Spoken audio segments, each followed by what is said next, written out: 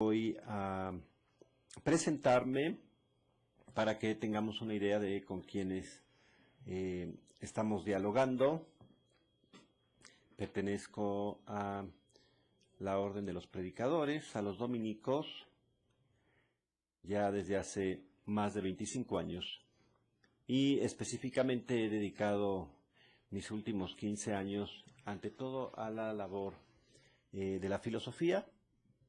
Soy doctor en filosofía por la UNAM, maestro en filosofía por esta universidad, por esta casa iberoamericana, con estudios en la Universidad de Complutense y la licencia en teología moral por la Universidad Pontificia, y mis estudios en sociología, que son los que han permitido también tener otro acercamiento a la Iglesia desde un horizonte distinto.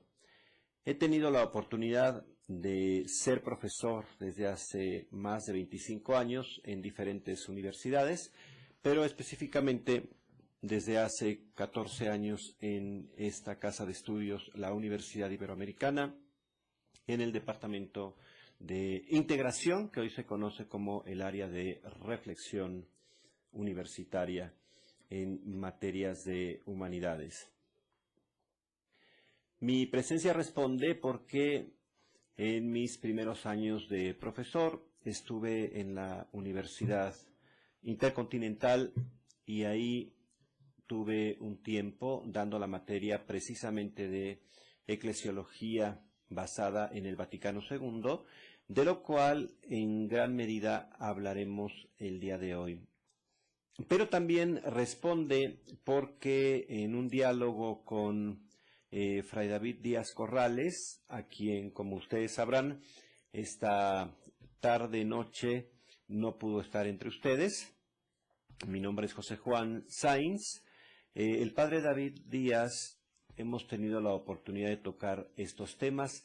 Él especialmente está dedicado exclusivamente a la eclesiología, es su fuerte, es su especialidad, y de manera particular me encuentro hoy porque soy fundador de las comunidades Querigma, que es básicamente comunidades de universitarios en la Ciudad de México, aunque se extendieron en una célula en mi presencia en Chiapas, en Ocosingo, Chiapas.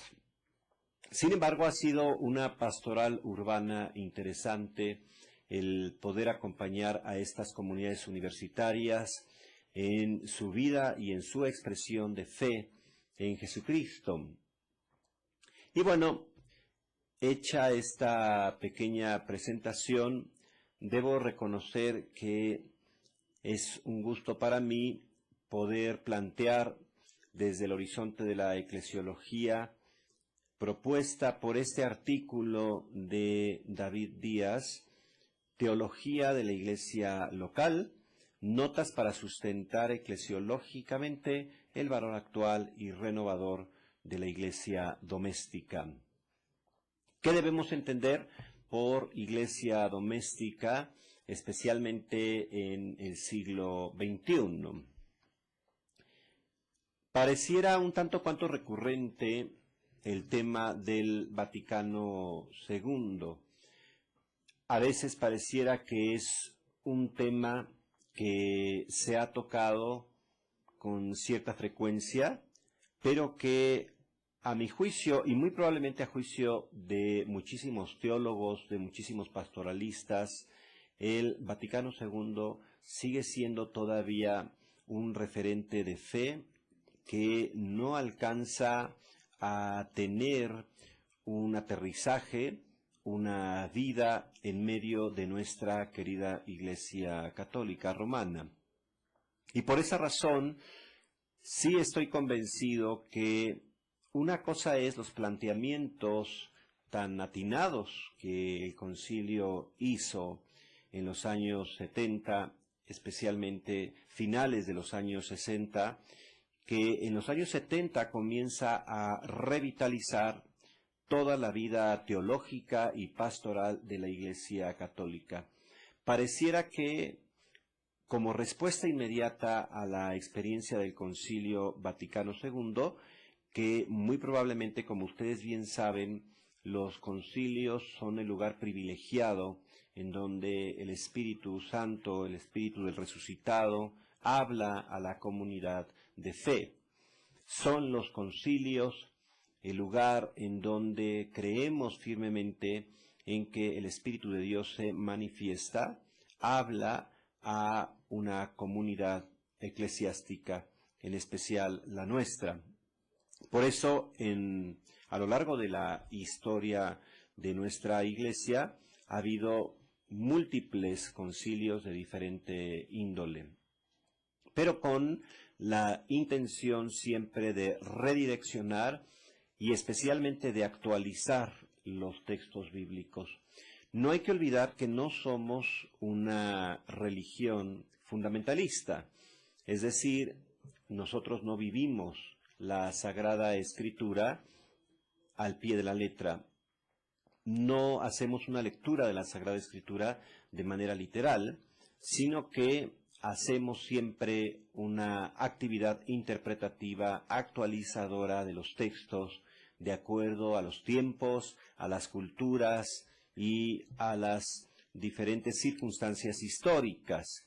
Esto es de suma importancia, porque a veces pareciera que en los últimos años que hemos tenido acceso a la Sagrada Escritura en nuestro idioma, que fue uno de los postulados justamente del Concilio Vaticano II, el poder tener acceso por parte de todos los bautizados al texto sagrado en su idioma, se hizo traducciones incontables a diferentes idiomas.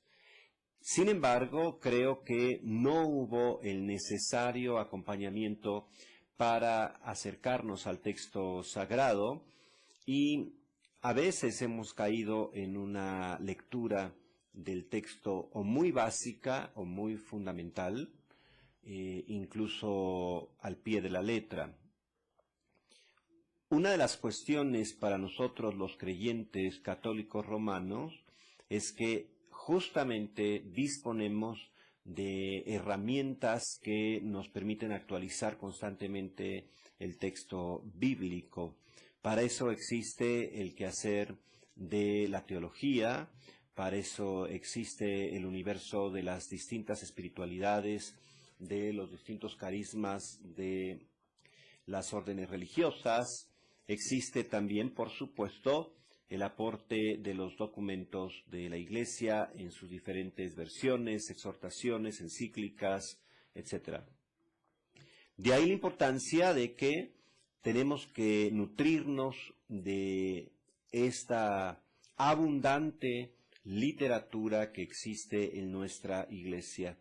Por eso, doblemente agradezco el poder estar entre ustedes, porque una de mis intenciones a lo largo de mi quehacer, de mi ministerio sacerdotal, ha sido la madurez de los laicos.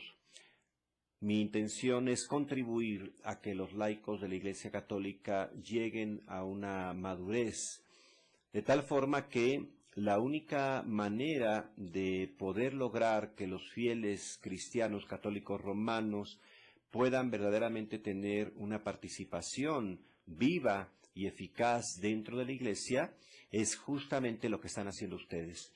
Es a través de cursos, de reflexiones, de vivir experiencias comunitarias de fe que nos permitan descubrir que el laico tiene una participación fundamental en la vida de la Iglesia. No hay iglesia sin laicos.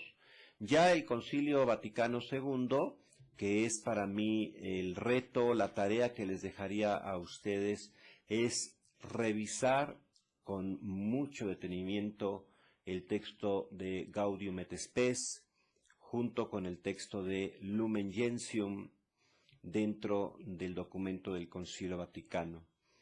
Pero hacer la invitación a que, si podemos leer los primeros 4 documentos que son la esencia, el núcleo de lo que un creyente católico romano debe creer.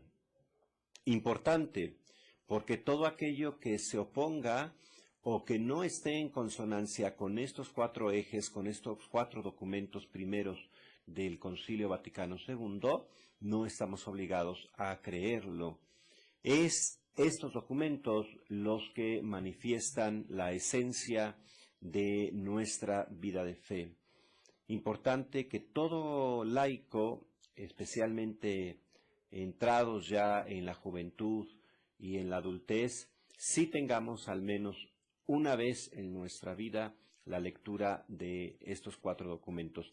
Pero por lo pronto, para este curso, para este diplomado que están tomando, sí veo de suma importancia que al menos estos 2 documentos, Gaudium et Spes y Lumen Gentium, los tengamos como propósito de reflexión. Espero que pueda yo iluminar justamente a través de este documento. Entonces, los concilios son efectivamente este lugar privilegiado, como ya decía yo, en donde nuevos aires se dan a la comunidad eclesial universal.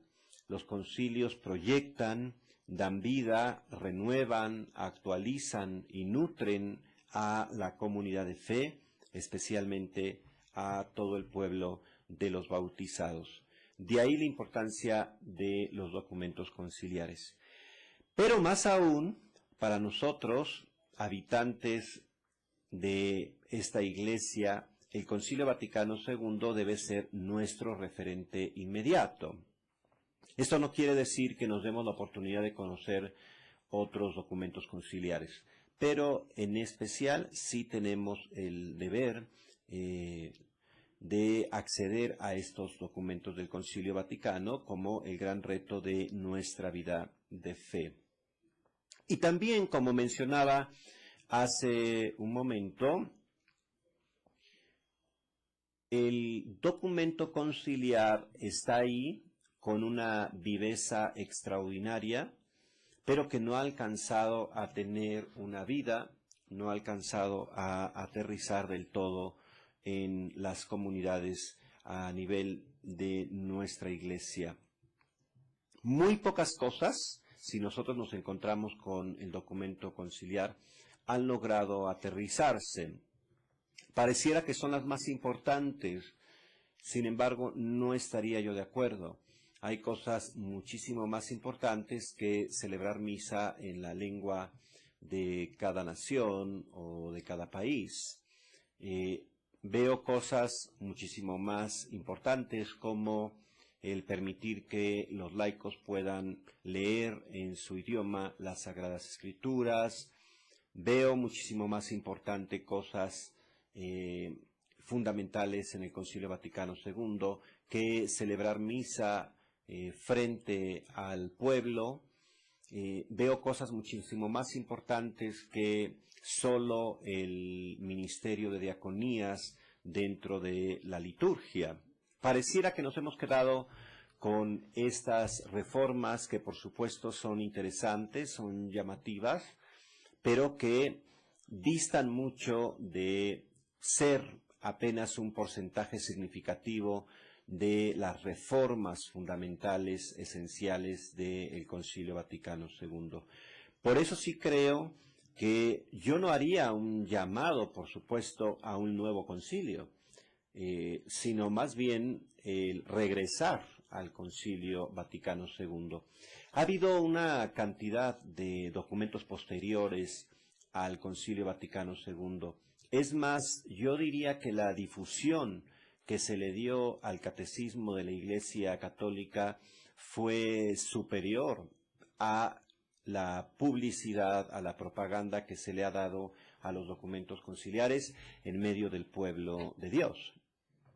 Creo que antecede y es de obligación mucho mayor el poder leer los documentos conciliares que incluso el catecismo de la Iglesia Católica. El documento conciliar debe iluminar a el catecismo de la Iglesia Católica. Por eso sí es importante que tengamos en cuenta justamente que en medio de esta realidad y de este reto, no dejemos de darle su importancia, su cercanía a este documento. Va a marcar una nueva cultura en medio de la historia humana. Así pues, no dejaremos de insistir prácticamente en que el acceso a estos documentos sea para nosotros una obligación no solamente de un diplomado, sino de nuestra vida de fe. ¿Qué es lo que supera o lo que le da justamente su fuerza a estos documentos? Tuvimos personajes muy importantes. Voy a mencionar a autores que no se preocupen si los conservamos o no en mente, pero que ustedes sepan que Ranner, Congar, Teilhard de Chardin, Chenu, Schillebeeck, Journet, etcétera, fueron personajes sumamente importantes para aterrizar el documento conciliar.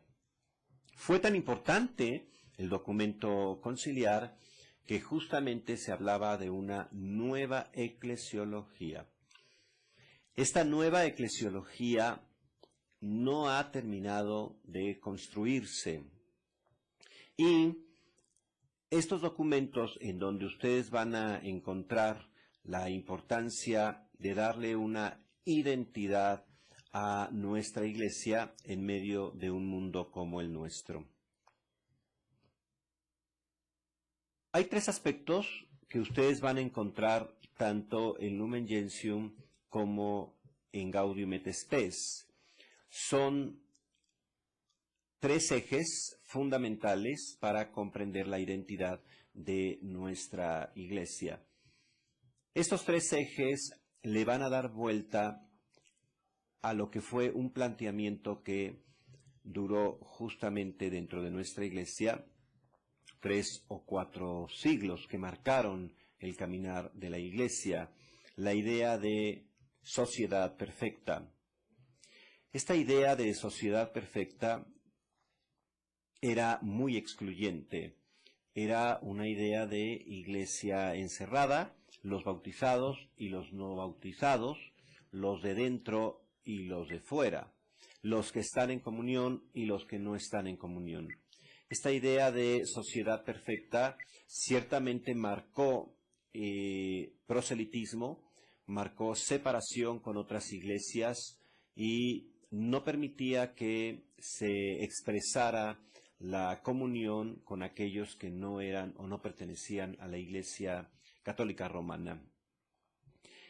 La intención del Concilio Vaticano II fue justamente superar esta idea de sociedad perfecta y abrir un nuevo horizonte de lo que significa la nueva eclesiología del Concilio Vaticano II. Importante recordar que el mismo Juan XXIII, en la apertura de este concilio, veía la urgente necesidad de superar el concepto de eclesiología previo a el Concilio Vaticano II. ¿Cuáles son entonces estos tres ejes que marcaron la nueva eclesiología por el Vaticano II? Y la pregunta sería, ¿qué tan enmarcados estamos nosotros en estos tres ejes? ¿Cómo los estamos viviendo? Y además aparecen en este orden con una intención teológica y pedagógica. Iglesia, misterio de comunión. El segundo eje es iglesia, asamblea que celebra. Y el tercer eje es iglesia, pueblo que camina. Estos tres ejes van a ser justamente lo que marque la identidad de nuestra iglesia. ¿Qué debemos entender por iglesia, misterio de comunión? Bueno, en primer lugar, nunca perder de vista que la palabra misterio debe ser para nosotros el nunca pretender que es posible racionalizar o sistematizar del todo la experiencia del resucitado. La revelación de Dios sigue siendo un acontecimiento en donde nosotros necesitamos ponernos en oración, escuchar la voz de Dios a través de la historia. El misterio de Dios nunca ha sido del todo revelado. Está revelado en Cristo, pero en un Cristo resucitado presente a lo largo de la historia que sigue hablando a los fieles cristianos. De ahí la importancia de que cuando el Vaticano II postula que la identidad de la Iglesia Católica Romana es ante todo misterio de comunión, le ha dado toda su fuerza a la palabra misterio. Misterio significa que aunque nosotros podemos acceder a la Sagrada Escritura, a la vida de Cristo, a sus obras, y que reconocemos en Cristo la revelación de Dios, el mismo Concilio Vaticano II va a decir: todo en la Sagrada Escritura es inspirado por Dios, pero no todo es revelado. La revelación se da siempre a lo largo de la historia humana. El misterio en su totalidad se nos abrirá, se nos descubrirá en plenitud, como dice San Pablo, justamente cuando la Iglesia toda se reúna al final de la historia en la presencia santa de Dios.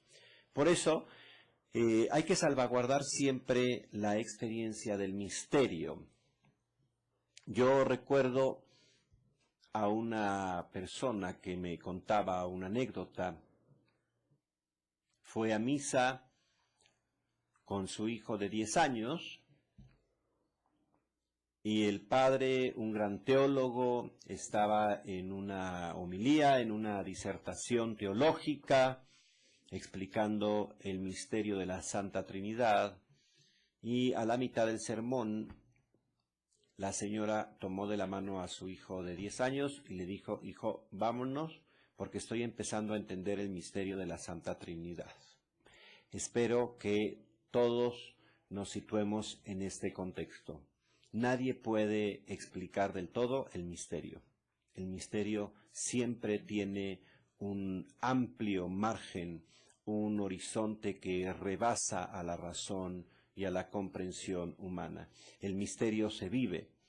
Nosotros nos fundimos en Dios, pero nosotros no podemos de ninguna manera reducir a Dios en parámetros, en contextos o en marcos teológicos que pretendan dar cuenta absoluta del misterio.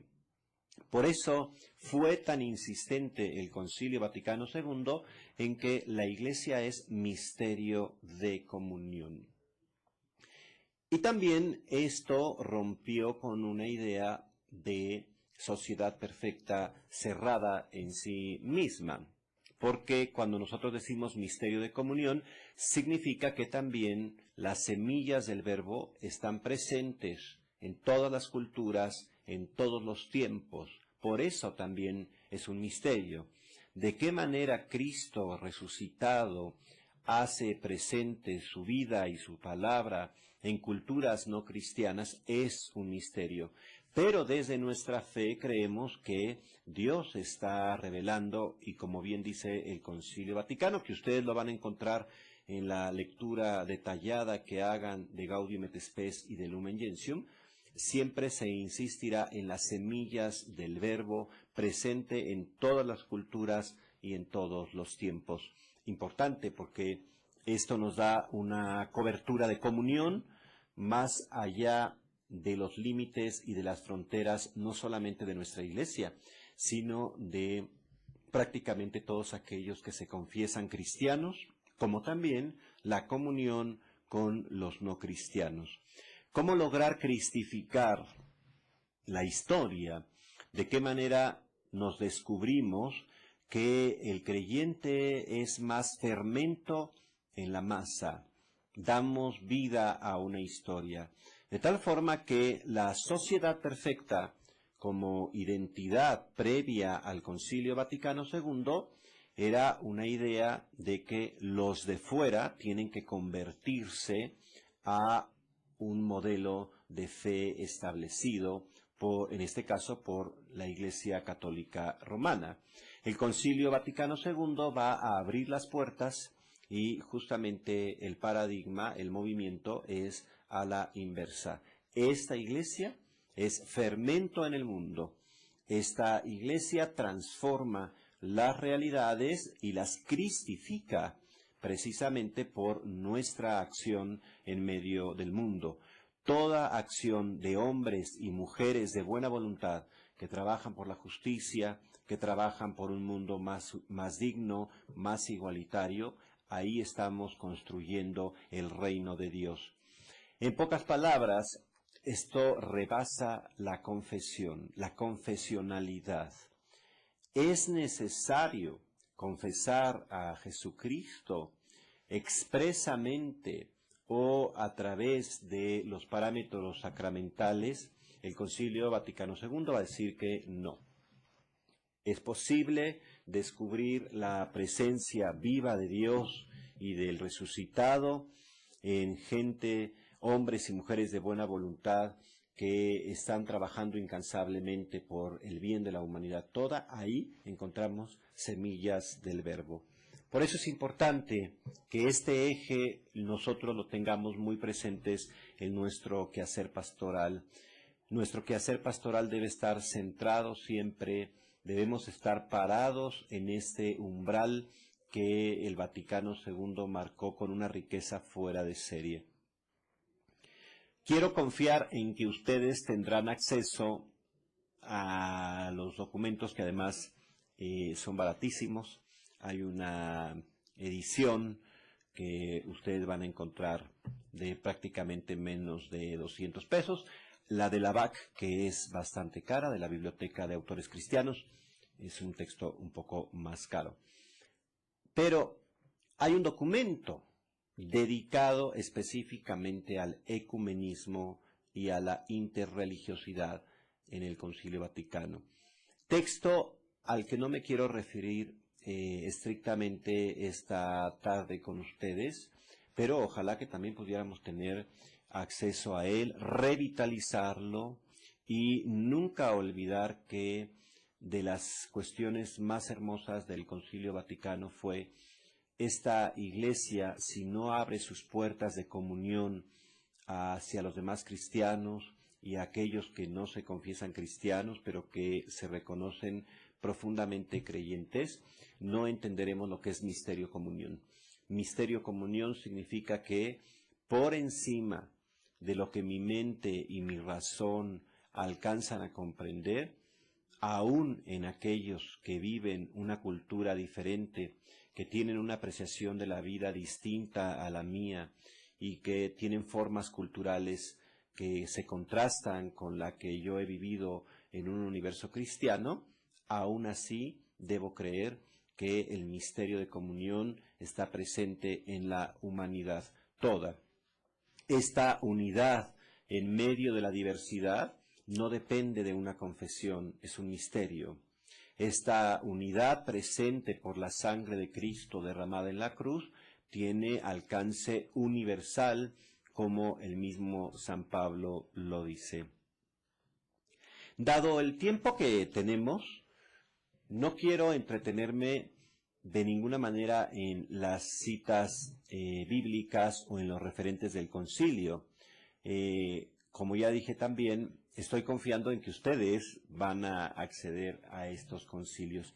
Mi interés es que ustedes se queden con los tres ejes, los encuentren en los documentos y descubran las diferentes citas bíblicas, como del propio concilio, y el mismo concilio. Si ustedes tienen inquietud de poder profundizar más teológicamente en alguno de los puntos, el propio concilio les va a dar referencias de los libros o de los autores que han manejado o que contribuyeron a la creación de ese documento en particular.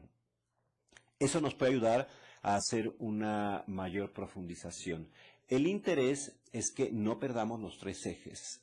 Por eso sería muy interesante que ustedes vayan tomando nota de la importancia de este primer eje, que es Iglesia, misterio de comunión.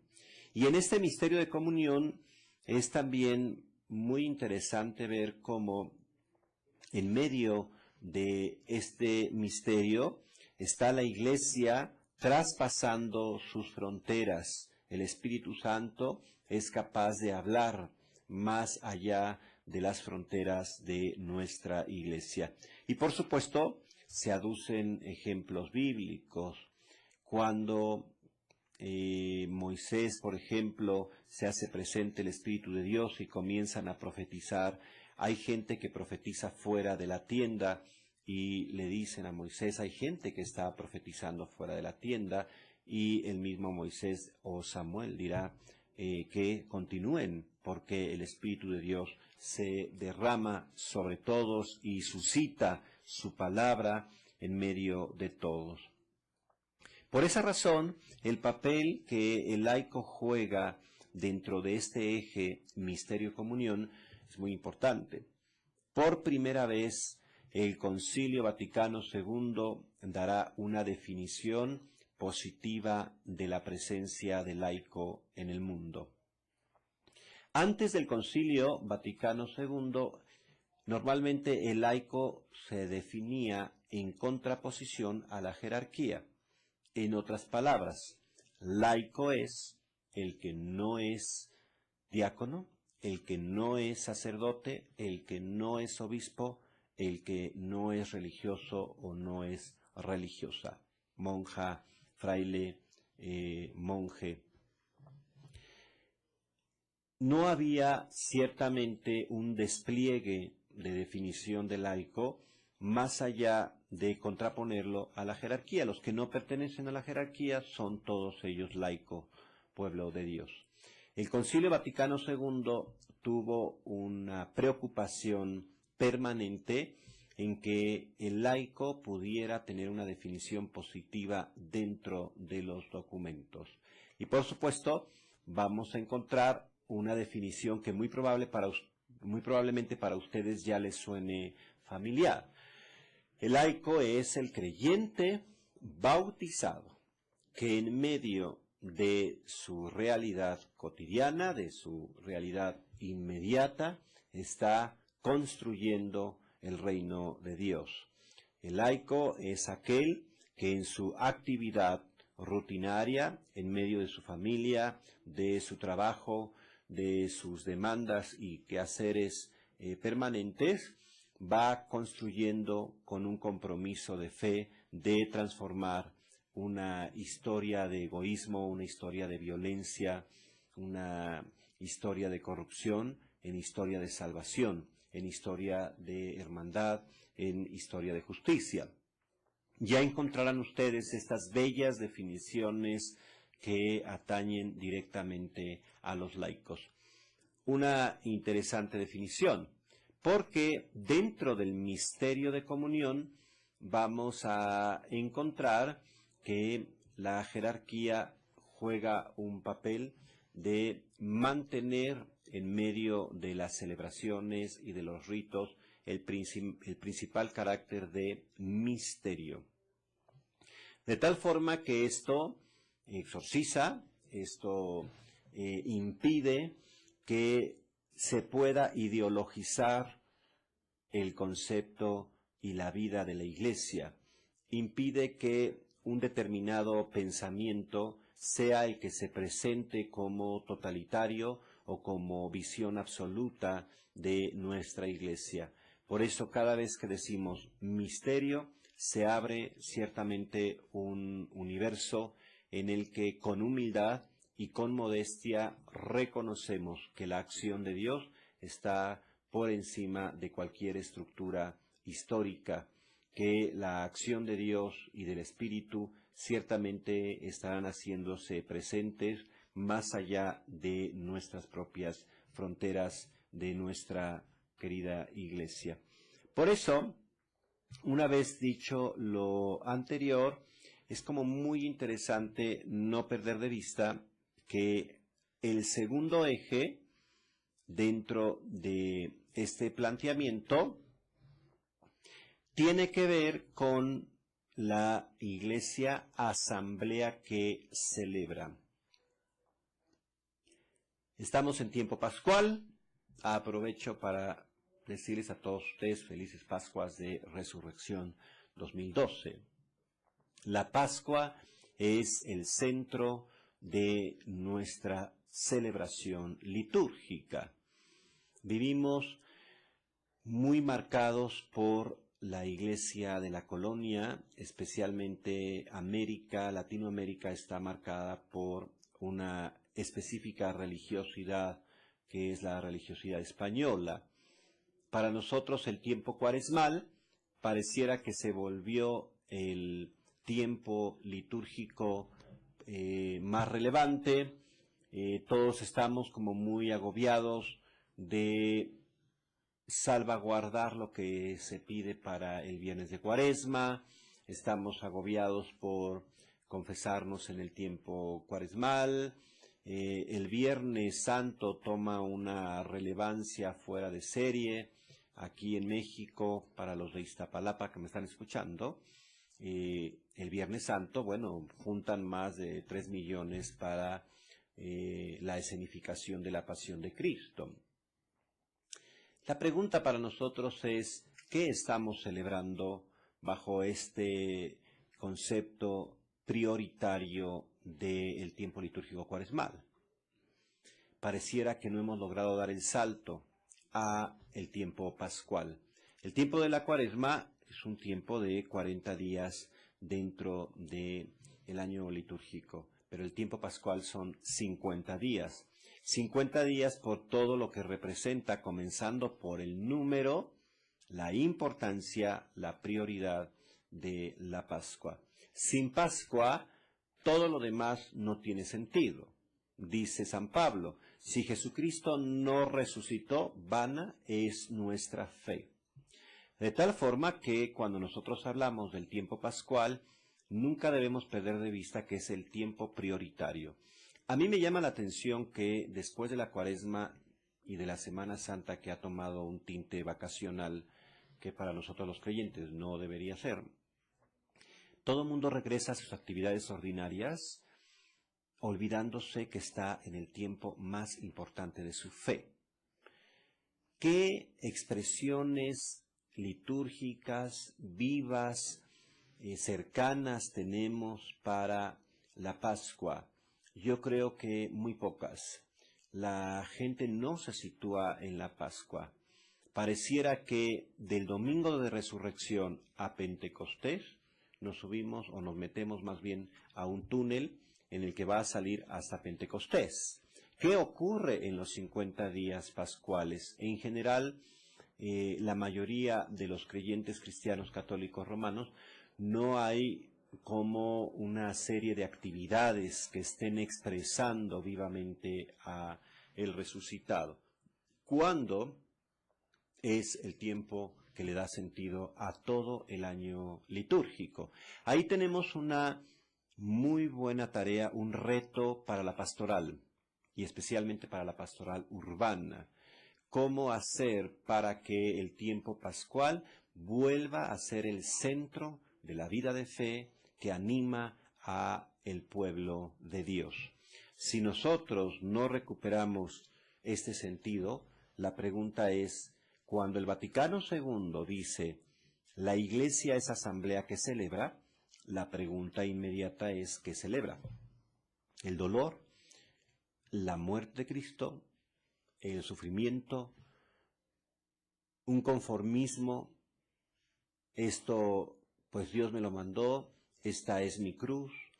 Pareciera que a veces concentrarse en la Pascua nos deja a un creyente pasivo, a un creyente que padece, que se somete a una historia casi de karma. Pareciera que cuando concentramos la tinta en el tiempo cuaresmal, entonces tenemos por resultado un laico que mira la realidad como algo que no se puede transformar, como valle de lágrimas, que no alcanza a tener aquí su felicidad, su plenitud, su realización. Pareciera que esas palabras quedarán post-mortem. Después de que uno muera, sabrá lo que es la felicidad. Después de que me muera, sabré lo que es la plenitud, lo que es la realización, lo que es la transformación.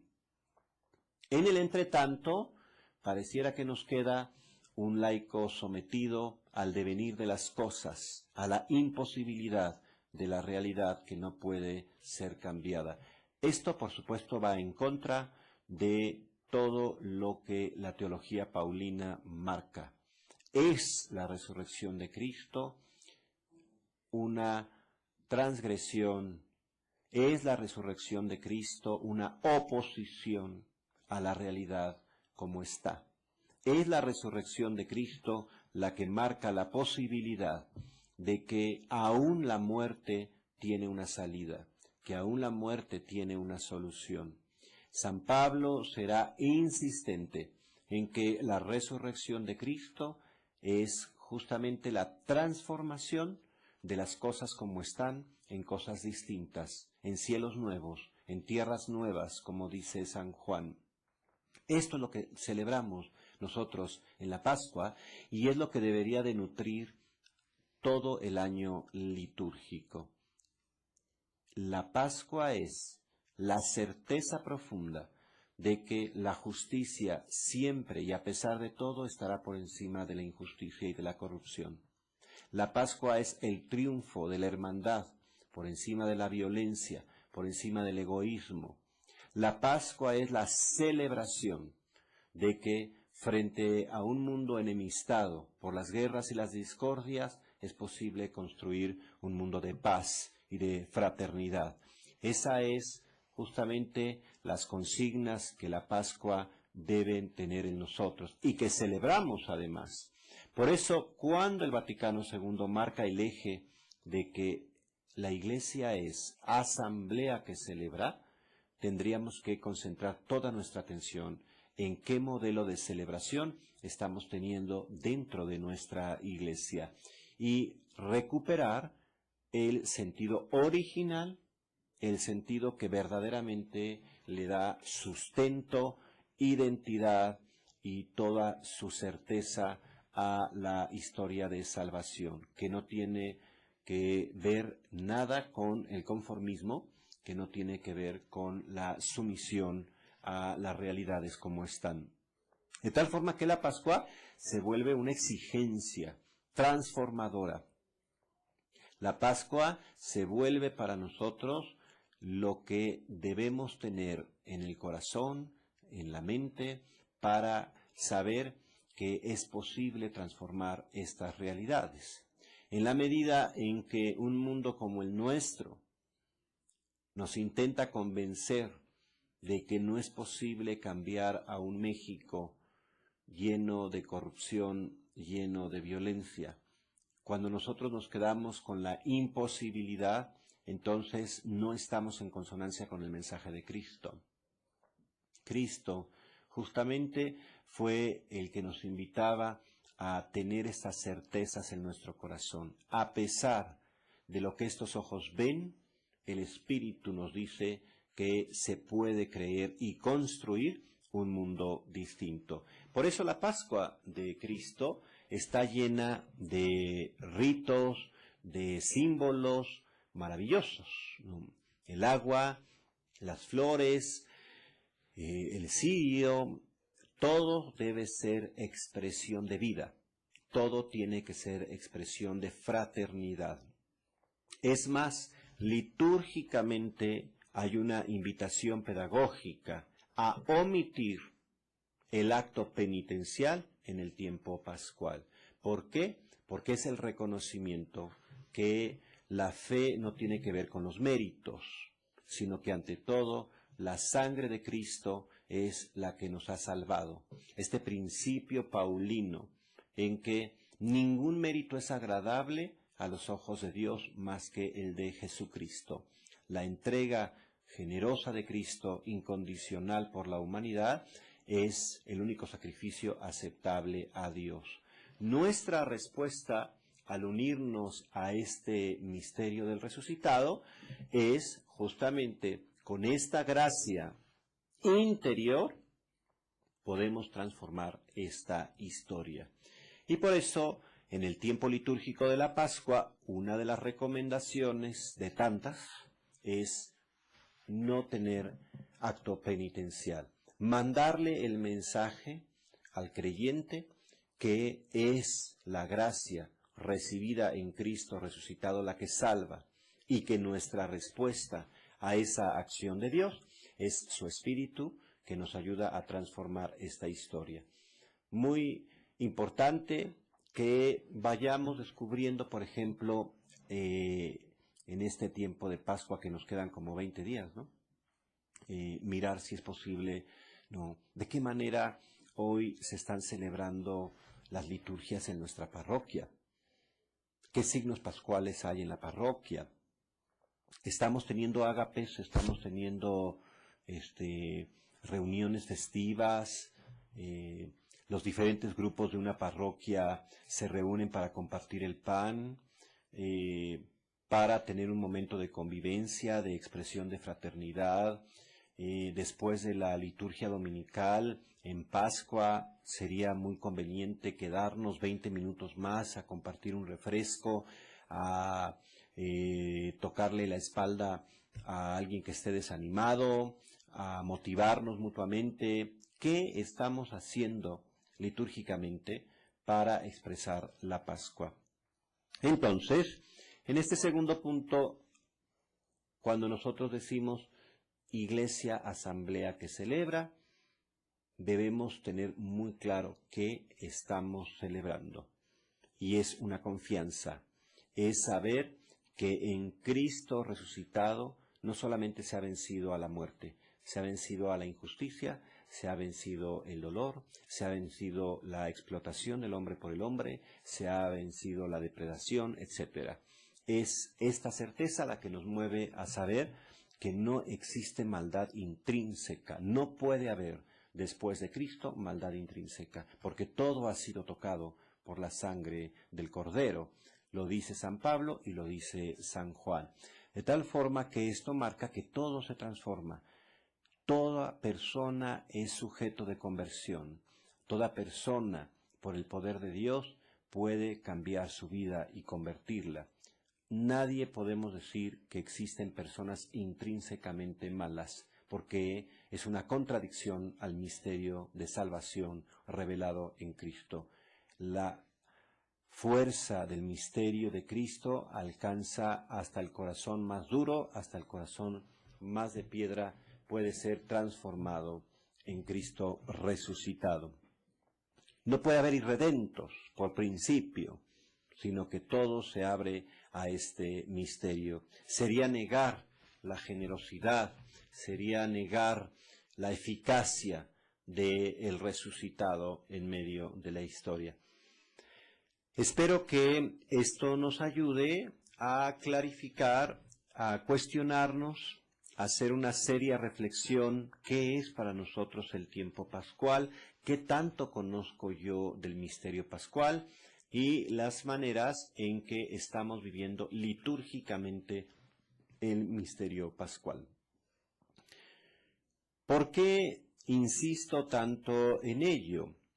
Porque una asamblea que celebra certezas, una asamblea de creyentes que se reúne una y otra vez para nutrirse, para animar su fe y su esperanza, en Pentecostés somos enviados al mundo, para que en medio del mundo nosotros tengamos una voz y una presencia, no de fatalismo, no de una visión apocalíptica, no de una visión negativa de Dios, sino que después de una asamblea que celebra la vida, la esperanza, el don de Dios recibido en Cristo, con este mismo ímpetu, con este mismo ánimo, salimos a las realidades profanas, a nuestros quehaceres cotidianos, a tocarlos por la gracia de Dios.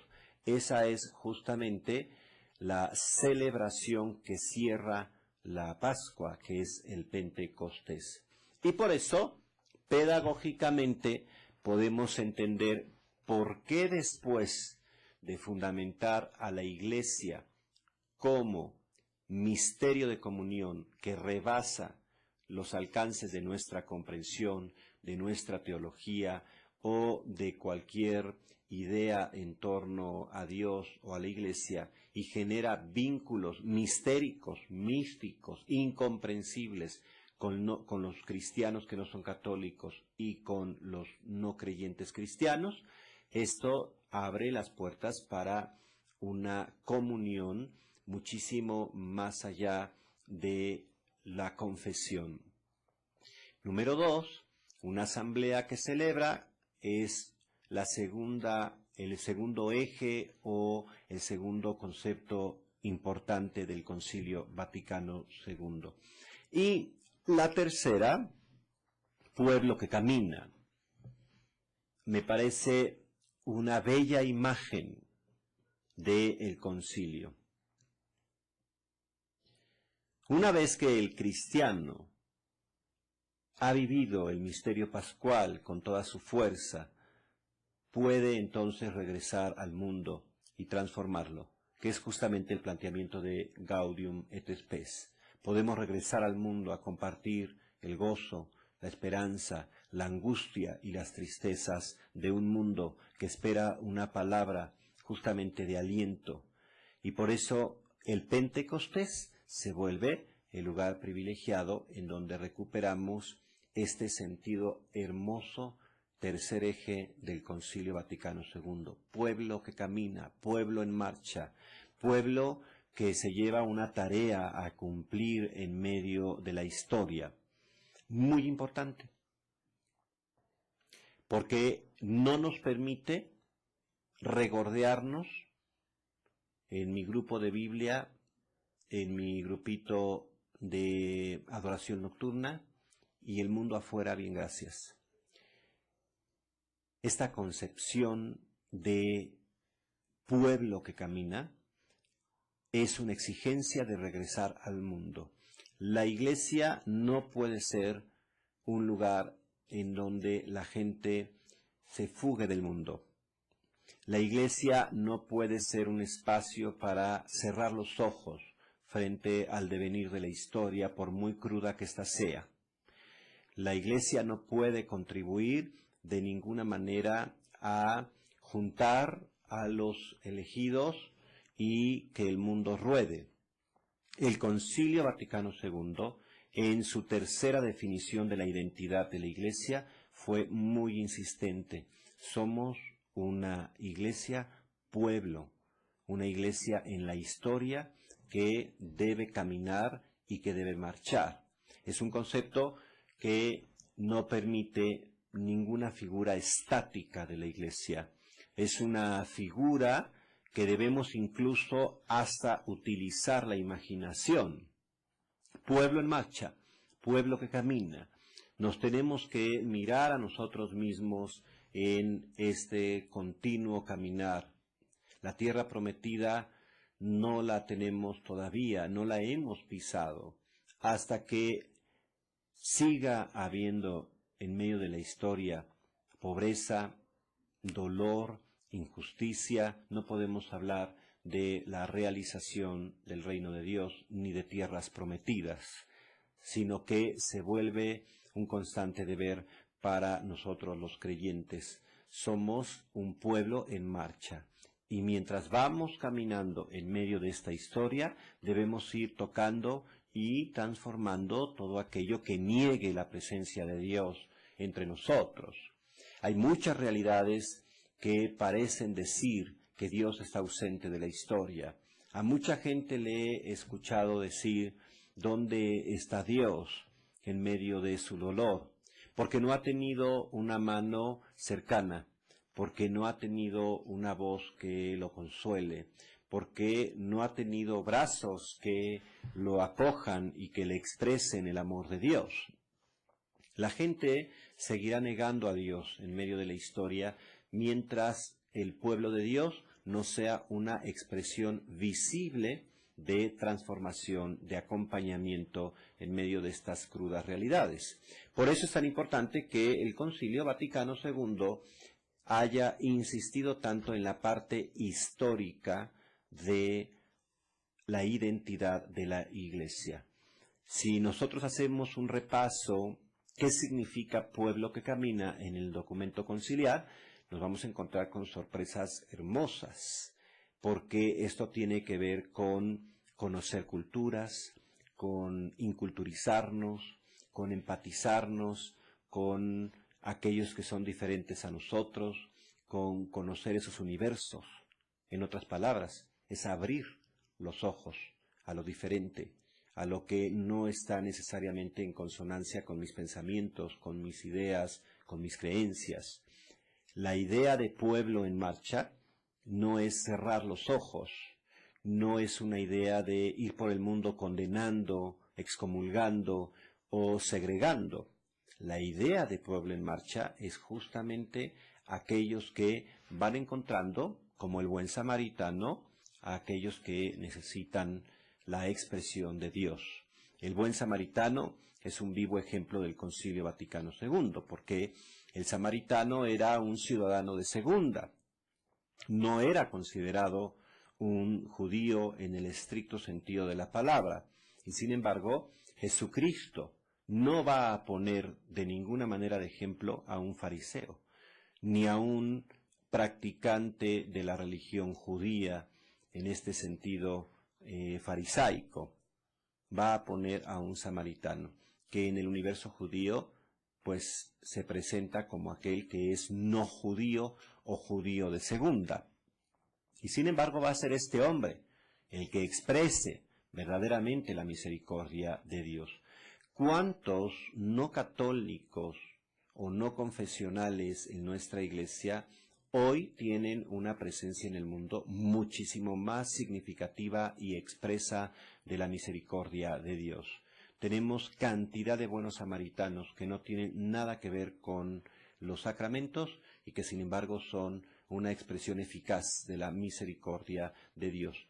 Nosotros debemos tomarnos muy en serio este papel de ser pueblo en marcha, pueblo que camina, que comparte la vida más allá de las confesiones, sino que transforma estas realidades en presencia viva de Dios. De tal forma que somos esta presencia como pueblo. En este apartado yo quisiera terminar diciendo que en los tres ejes se hace palpable el cuerpo místico de Cristo. En el misterio, porque nunca comprenderemos de qué manera Cristo es la cabeza de la Iglesia y nosotros somos su cuerpo, de tal forma que nosotros tenemos que hacer esta expresión visible en medio de la historia, pero nunca pensando en que lograremos comprender en su totalidad este misterio. Pero somos cuerpo de Cristo, a pesar de que nuestra razón no alcance a comprender de qué manera se hace presente o somos presencia de este cuerpo místico de Cristo. Pero en la asamblea que celebra, este cuerpo de Cristo está presente, por supuesto, en los sacramentos de vida, en la expresión de cada uno de los sacramentos que son pascuales todos ellos. Todos ellos dicen relación a la Pascua, desde el bautismo hasta la extrema unción.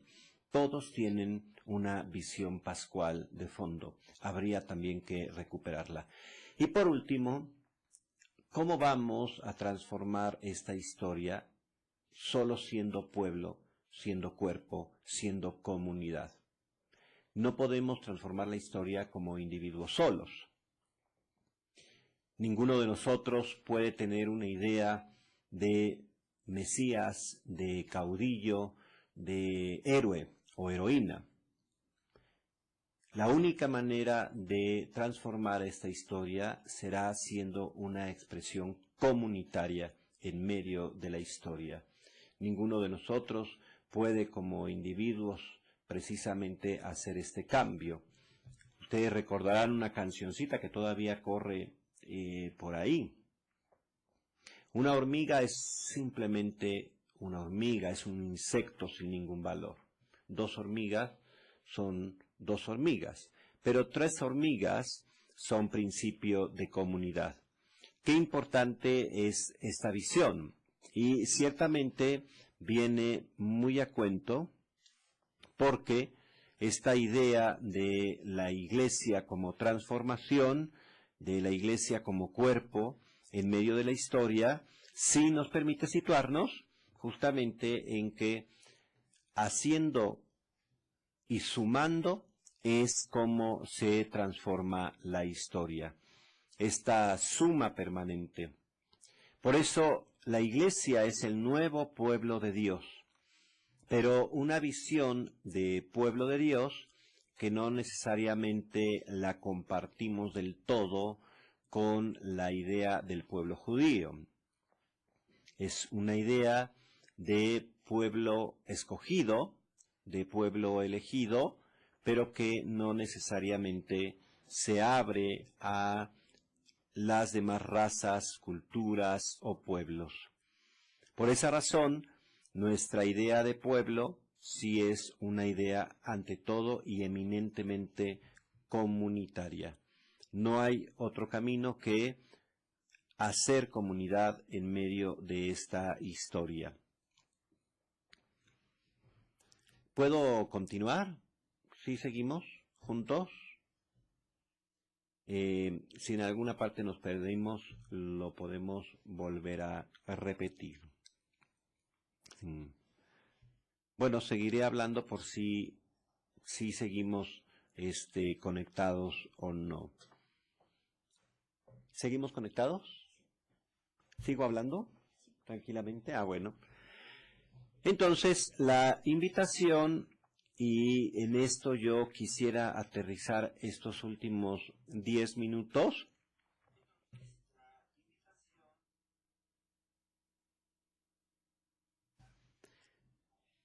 Quisiera que cada uno de nosotros pudiera mirarse no como un creyente que lucha solo,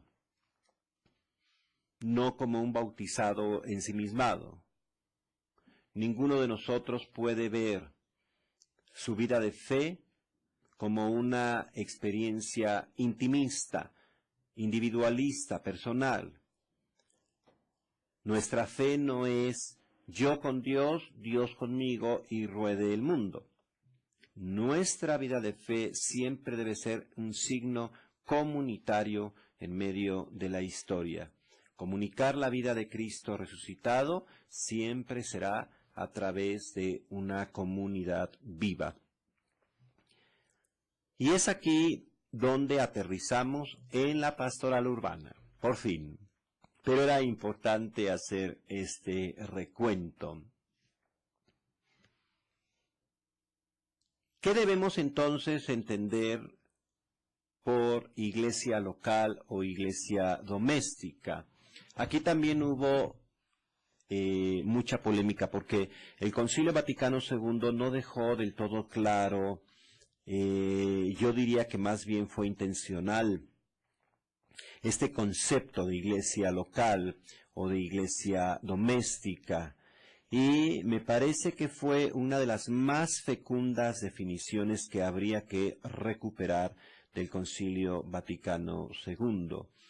Si es verdad que este pueblo en marcha, que esta asamblea que celebra, que este misterio de comunión solamente se puede dar bajo la condición de una experiencia de cuerpo, de comunidad, es precisamente la importancia de los pequeños núcleos de fe en donde nosotros vamos suscitando una experiencia de cuerpo de Cristo.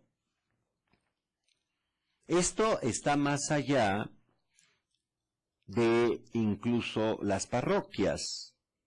Yo quiero poner 2 ejemplos que quizás puedan parecer contrastantes, pero que en medio de la diversidad teológica son sumamente importantes. En primer lugar, a muchos de ustedes quizás no les suene, a otros sí, las famosas familias educadoras en la fe o FEF. ¿Por qué quiero poner de ejemplo a la familia educadora en la fe? Porque era muy importante cómo habría que formar primero a los padres de familia para que ellos fueran los primeros evangelizadores de sus hijos.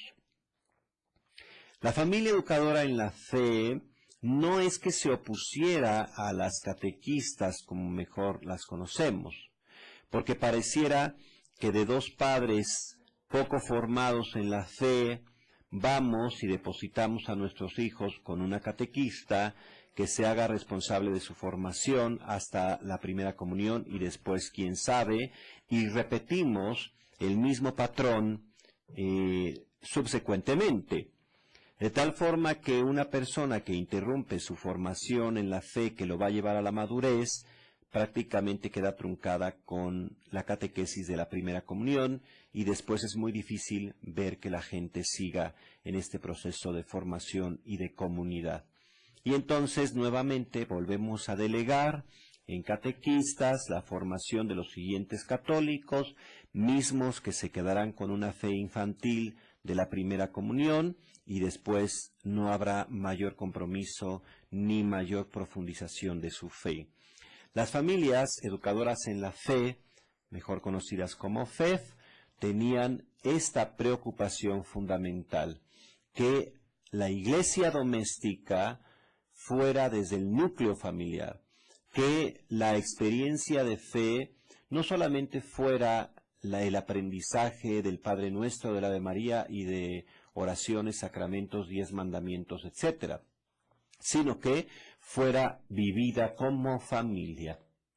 Y creo que fue uno de los movimientos, o es uno de los movimientos que ha tenido un sentido desde el Concilio Vaticano II sumamente interesante en este sentido.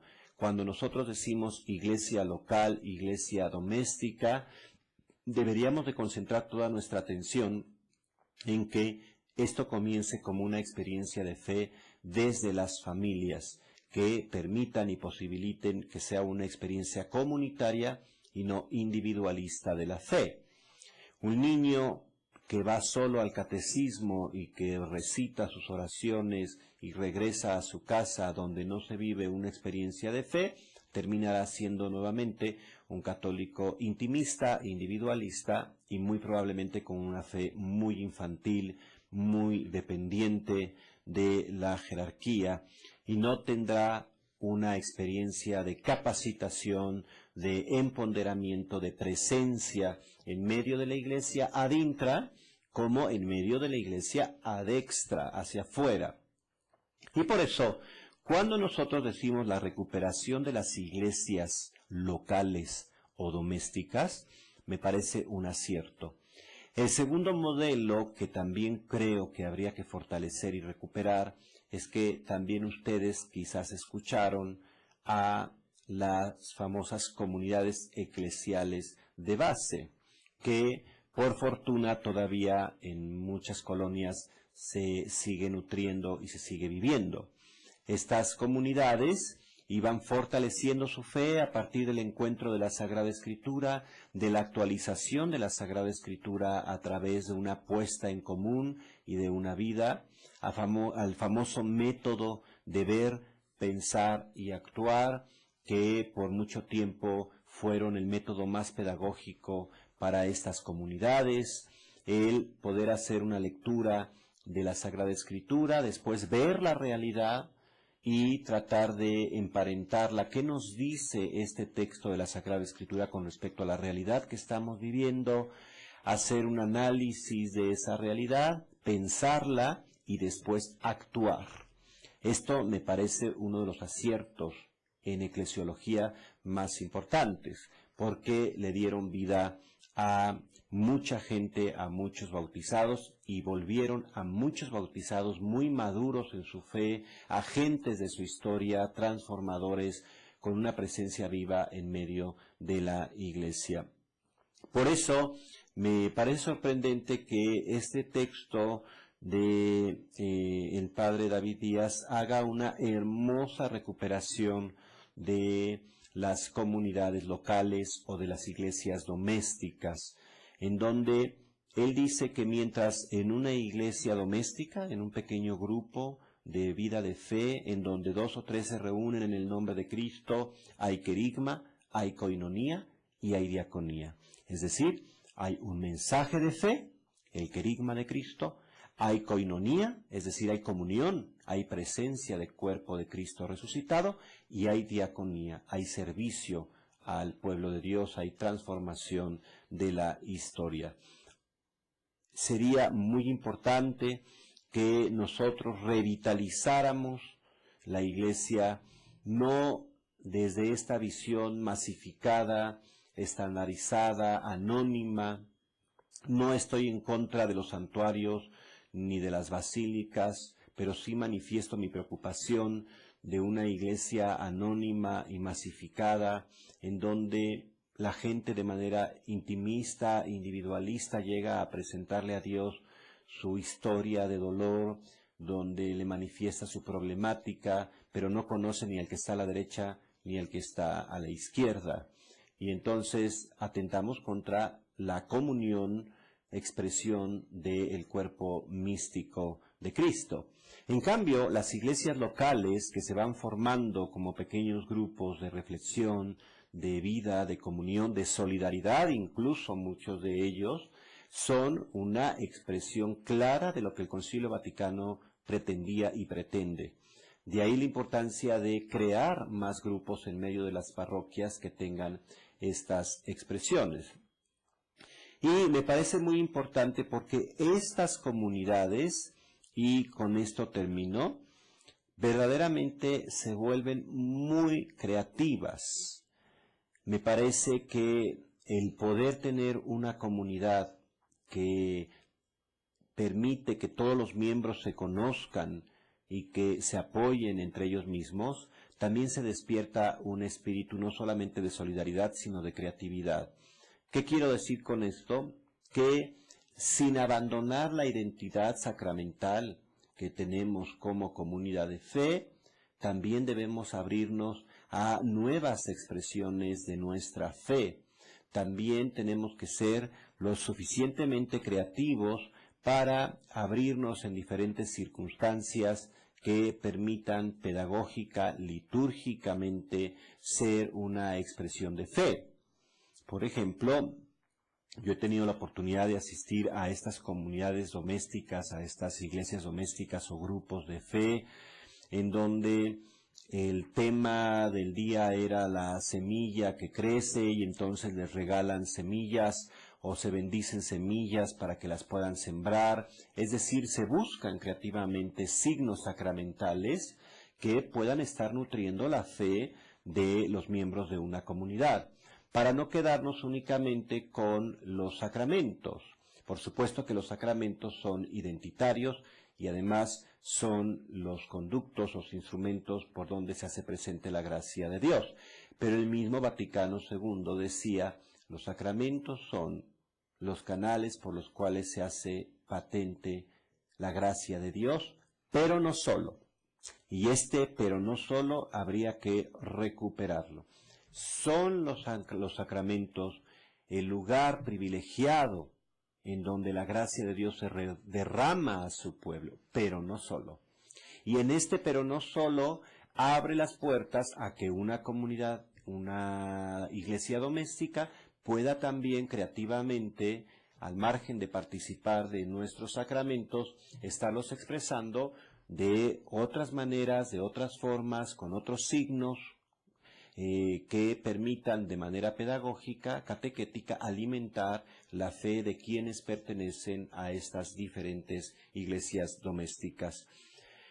Yo quisiera terminar no solamente agradeciendo su tiempo y su cansancio, porque es viernes y un poco tarde, el esfuerzo por mantener la atención en estas ideas un poco aceleradas y a traspiés, pero me agobiaba el tiempo. Pero yo quisiera cerrar con esta última invitación. Una pastoral urbana que no está promoviendo células de comunidades o de iglesias domésticas, seguirá promocionando una iglesia anónima y masificada, muy estéril en su presencia en el mundo. En la medida en que nosotros, en la pastoral urbana, permitamos generar pequeñas células a las que se vayan adhiriendo creyentes, incluso no creyentes, pero que en su experiencia de apoyo mutuo, de comunión y de servicio descubran al Dios vivo y verdadero, en esa medida estaremos estando en consonancia con la identidad que el Concilio Vaticano II se esmeró tanto y que creemos firmemente que el Espíritu Santo habló y marcó esas pautas de identidad para el nuevo milenio. Ojalá que todos los que hemos participado en esta videoconferencia hagamos una reflexión si nuestra pastoral urbana está teniendo como núcleo, como reto fundamental la creación de estas pequeñas células en donde se pueda expresar la fe, que sigan siendo una asamblea que celebra con diferentes signos de manera creativa, que podamos ser una expresión de comunión y nunca olvidar que en medio del misterio se hace patente la presencia de Dios en la humanidad toda. Muchísimas gracias y muy buenas noches.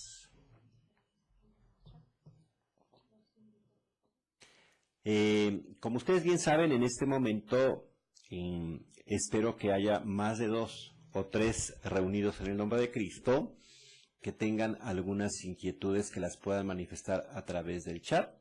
Aquí permaneceremos, hablo en plural porque donde hay 2 o 3, yo estoy aquí con Luzma, haciendo también nuestra comunidad doméstica de apoyo a ustedes.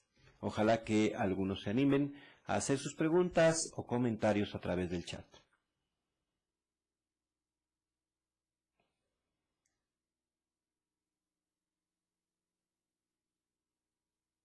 ¿Estamos conectados?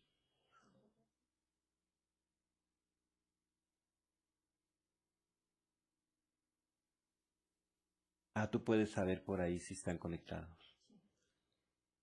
Muy bien.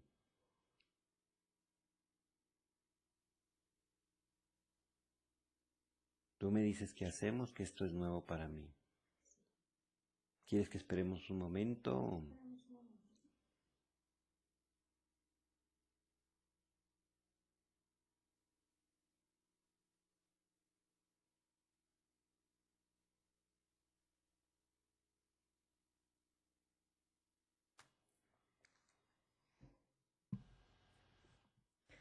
Yo tengo una pregunta o reflexión.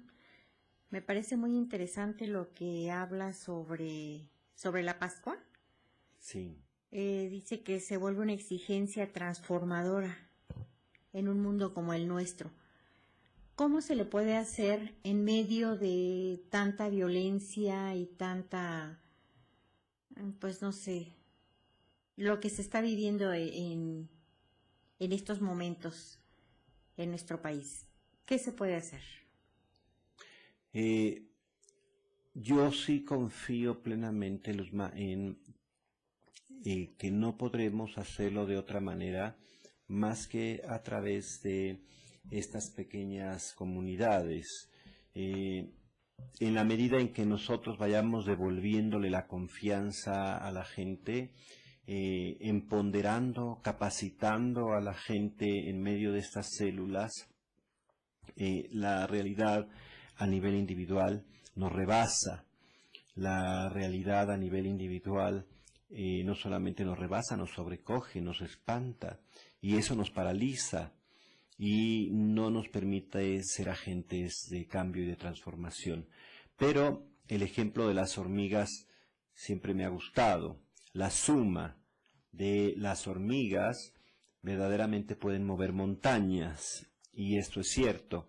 Entonces yo te diría, Luzma, que para mí sería potenciar en la medida de nuestras posibilidades comunidades, células, iglesias domésticas, como dice Fray David, y en esa medida, estas pequeñas células que parece que no están haciendo nada en la sociedad, la están empezando a transformar como una pequeña semilla que transforma el odio, que transforma la impotencia, que transforma los miedos, y entonces vamos logrando que estos creyentes vayan presentándose en sus diferentes escenarios de vida con una mayor fortaleza, con una mayor esperanza, y entonces sí se vuelven sujetos de transformación. Gracias. También me parece muy interesante esto que dice usted, que en la liturgia tenemos muchas oportunidades para hacer cambios y transformaciones. ¿Cómo se podría hacer dentro de la liturgia? Bueno, en primer lugar, sí, paso número 1, catequizar sobre la Pascua. Creo que hemos hecho una catequesis demasiado amplia, reiterativa sobre la Cuaresma. Y esto alimenta una manera de estar en el mundo frente a Dios y frente a los demás. Lo primero que tendríamos que hacer litúrgicamente es recuperar el lugar que tiene la Pascua o que debería de tener la Pascua en el corazón de los creyentes. No lo tienen claro. Y entonces sería desde detalles que parecieran insignificantes.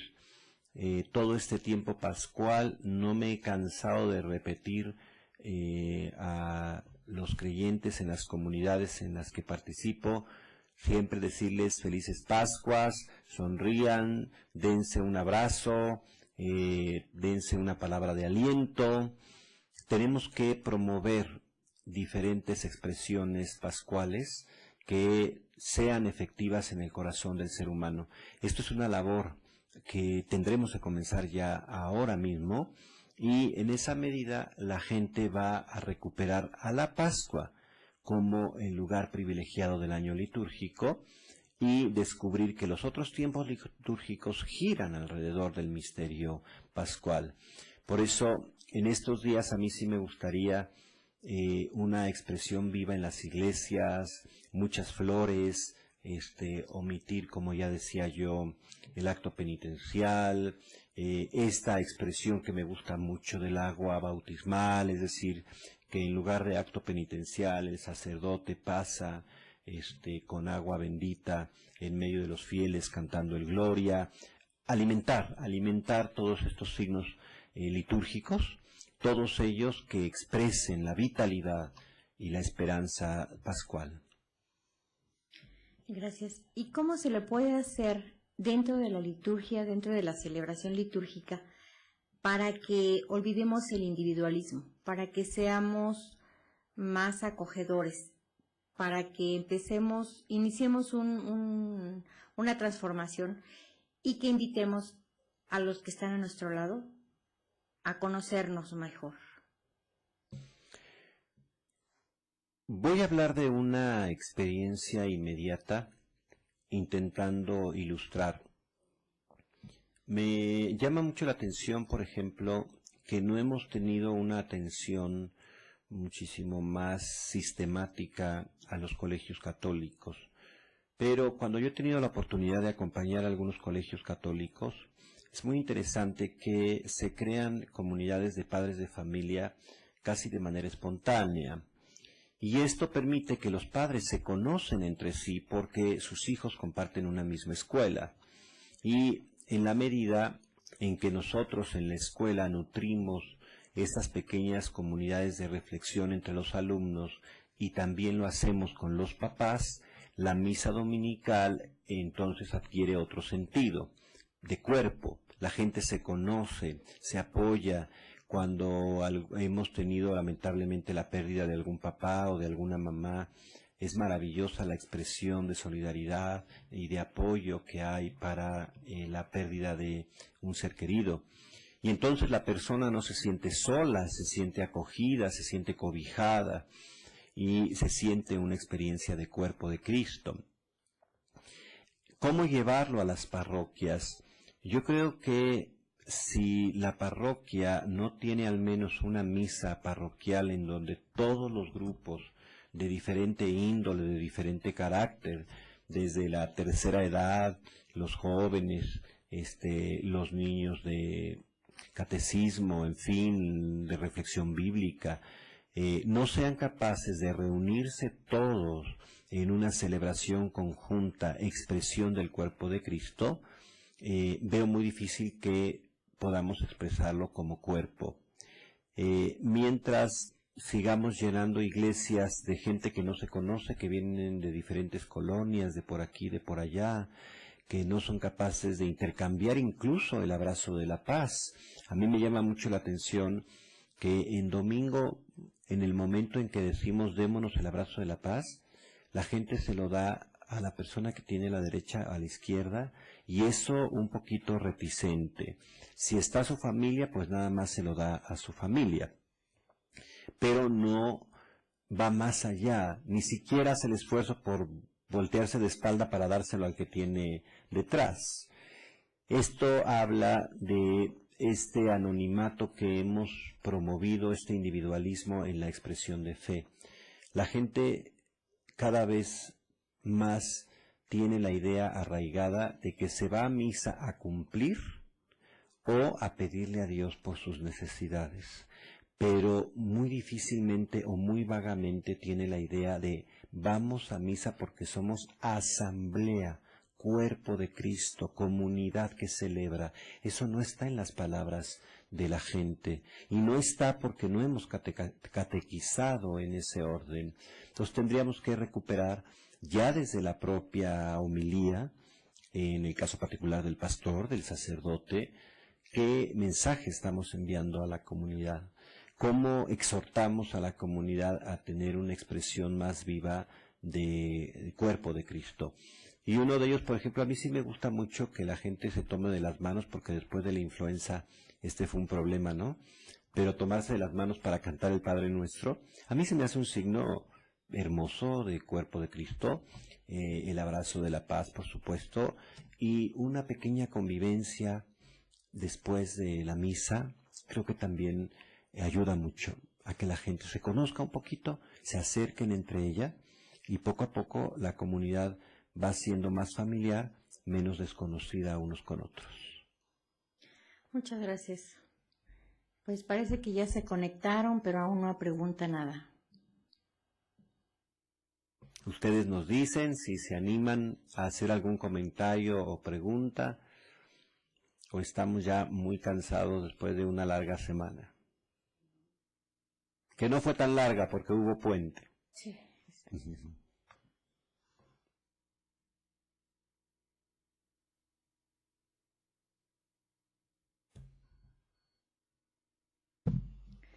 Bueno, pues entonces le haré yo otra pregunta. Sí, yo creo que en la liturgia es una forma muy importante de acercar a la gente. Estoy de acuerdo que las pequeñas comunidades, las pequeñas células, también tienen una gran importancia.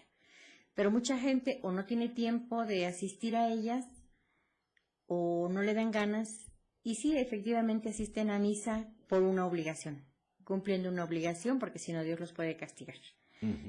Entonces yo creo que, pues sí, nos hace falta catequizar dentro de la celebración litúrgica. Pues esas formas que usted nos está invitando a hacer me parecen muy buenas. Y yo creo que todas las iglesias hicieran nuevos inventos de cómo catequizar dentro de la iglesia con nuevas acciones, no solamente con palabras, porque pues muchas veces las expresiones como el saludo, como un abrazo, como un acercamiento más individual, es lo que va a llevar a la gente a unirse un poco más. No sé si esté de acuerdo. Luzma, acabas de tocar un punto que para mí es crítico. Yo te diría, Luzma, que me da mucho gusto que los laicos han venido a veces formándose a costa o de manera paralela con respecto a sus pastores. Hay comunidades que han venido teniendo una capacidad extraordinaria de crecer sin depender de los pastores. Y esto lo veo como un signo del espíritu. Mucha gente todavía sigue esperando de manera pasiva a que la jerarquía reaccione, a que la jerarquía se convierta, a que la jerarquía tenga un papel más proactivo con respecto a las comunidades que les toca pastorear. Sin embargo, yo te puedo decir que de 2 décadas para acá he tenido la gracia de Dios de mirar cómo cantidad de laicos al margen de su pastor, y no porque no quieran, sino porque no encuentran el apoyo o porque no se vuelve un interlocutor. A veces el pastor no es el mejor interlocutor en el crecimiento de una comunidad. Y sin embargo, ves cómo van creciendo estas células al margen de la intervención del pastor. Y creo que esto es muy bello y es un signo de los tiempos, porque nos habla de la cada vez más, el cada vez más fuerte la actividad del laico, su reconocimiento de su identidad en medio de la iglesia. Entonces es maravilloso ver hermandades que el pastor las ha visitado 2 veces, 3 veces, pero que ellos siguen semanalmente reuniéndose, apoyándose, reflexionando la palabra, ¿no?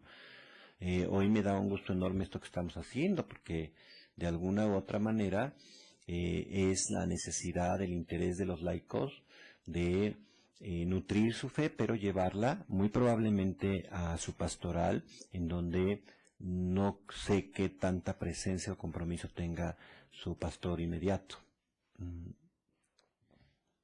Entonces, aquí el trabajo mayor es del laico. El laico es el que tiene que mover, y dentro de esas células pequeñas hacer la transformación. Sí, yo creo que espero que no se malentienda con lo que voy a decir, pero yo a veces veo hasta como gracia de Dios, como parte del plan de Dios, el que no tengamos vocaciones para el sacerdocio. Yo creo y lo leo dentro del plan salvífico de Dios, pareciera que sutilmente Dios está provocando que los laicos maduren en su fe, que tengan una actitud menos pasiva, que despierten, que crezcan, como dice San Pablo. Han tenido necesidad de leche otra vez porque no aguantan el alimento sólido. Yo creo que esta experiencia de crisis vocacional al final del día ha tenido un aspecto bien positivo: el crecimiento de los laicos, la madurez de los laicos, ¿no? El cada vez mayor compromiso de los laicos dentro de la iglesia. Muchas gracias. Yo creo que esto nos va a servir mucho. Los laicos que nos están escuchando son laicos muy comprometidos, y que si están en este momento haciendo un esfuerzo por escuchar esta videoconferencia, pues es porque tienen ganas de que se transforme la iglesia, de hacer una transformación y de llegar a más gente. Parece que no hay ninguna pregunta, se perdieron algún tiempo de la videoconferencia, y no me resta más que agradecerle el que haya estado esta noche con nosotros, y pues ha sido muy valiosa su participación. Muchas gracias. Muchas gracias también a ustedes. Muy buenas noches.